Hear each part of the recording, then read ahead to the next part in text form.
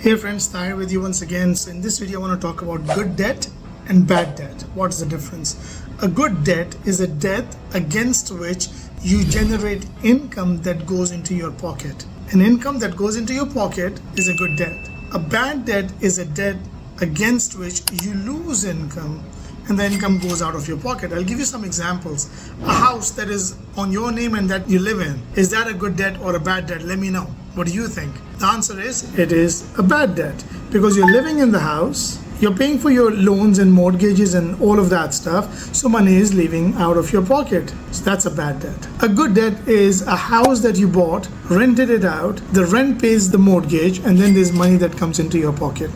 Now, same housing loan, but that's a good debt. Why is that a good debt? Because it puts money into your pocket. You're using someone else's money to create wealth and put money into your pocket. That is good debt. Let me know your thoughts on that. I'd love to hear from you. What do you think? And what are your good debts and what are your bad debts?